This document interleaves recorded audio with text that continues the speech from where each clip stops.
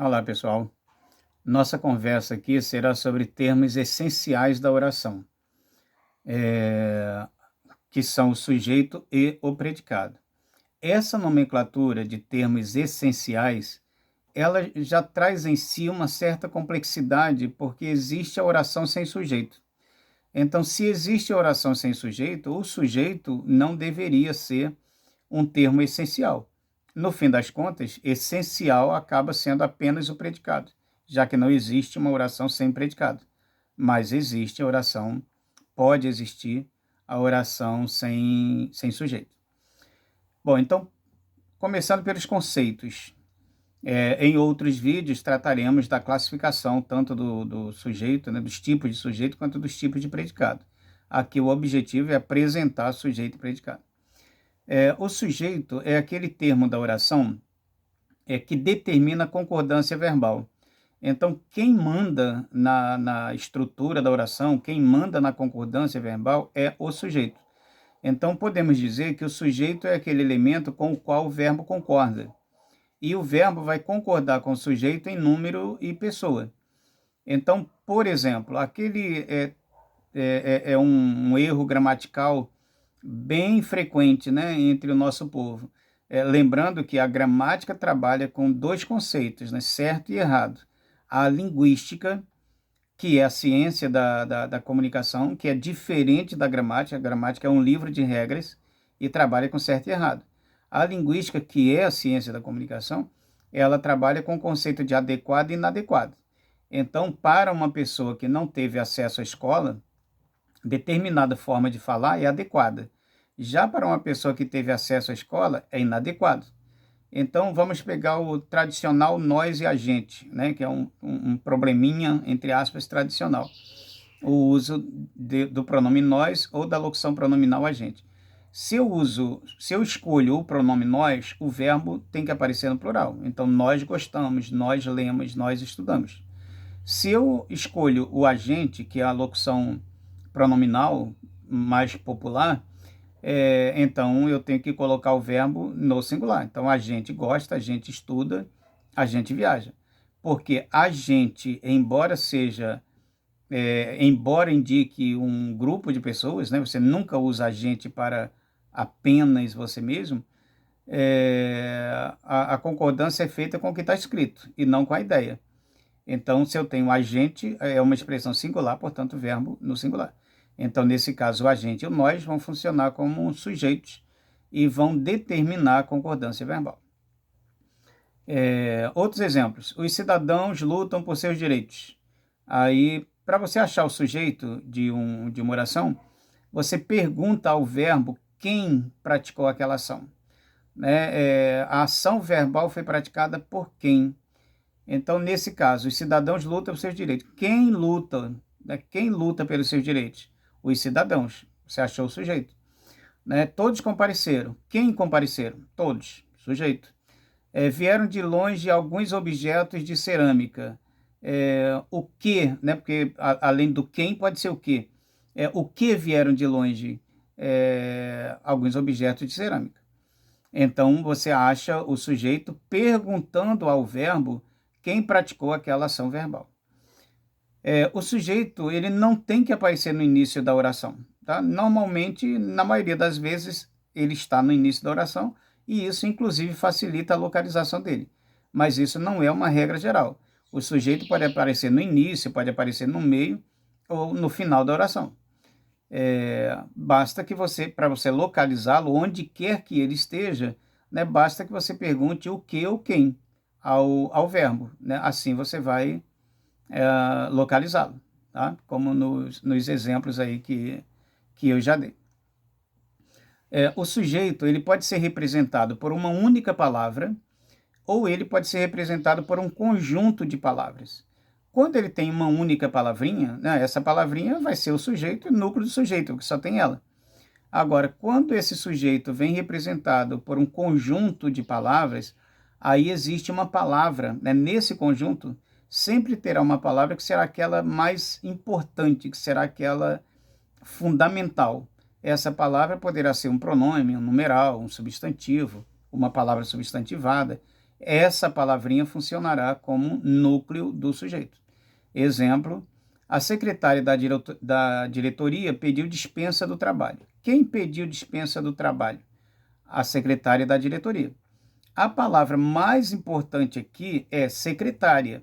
Então, a é o artigo, né, que está acompanhando esse substantivo, e da diretoria está especificando de que secretária se trata.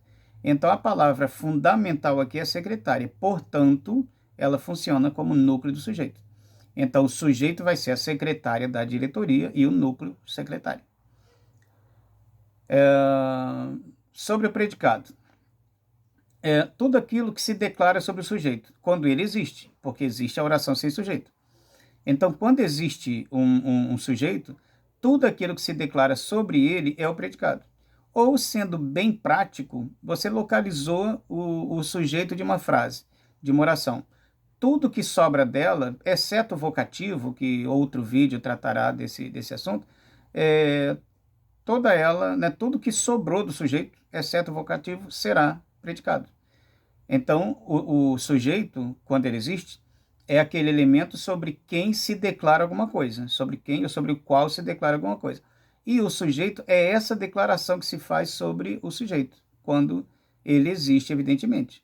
Então, na oração, os professores participaram da festa, e aí você perguntou, quem participaram da festa? Os professores. Então, os professores e sujeito. Tudo que sobrou, participaram da festa, é o predicado. Então, os professores, nesse caso, são os elementos, né, sobre os quais se declarou alguma coisa. Então, se declarou alguma coisa sobre os professores. E que declaração foi dada sobre eles? Que eles participaram da festa. Então, essa informação dada é o predicado. O verbo estará sempre no predicado. O verbo nunca estará no sujeito. Agora, claro, cuidado com aquelas situações em que uma palavra que a princípio funciona como verbo aparece substantivada numa determinada frase. E aí ele não vai ser tratado como verbo, e sim como um substantivo. Por exemplo, amanhecer, até que se prove o contrário, é um verbo, e seria um verbo impessoal, já que indica fenômeno da natureza. No entanto, se eu tiver uma frase, o amanhecer em Tamoios é muito bonito, então o que é muito bonito? O amanhecer.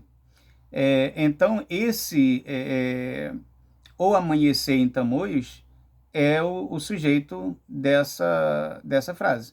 É muito bonito, é o predicado. Então, mas aí você acabou de dizer que o verbo estará sempre no predicado. Sim, mas nesta frase, amanhecer não é verbo.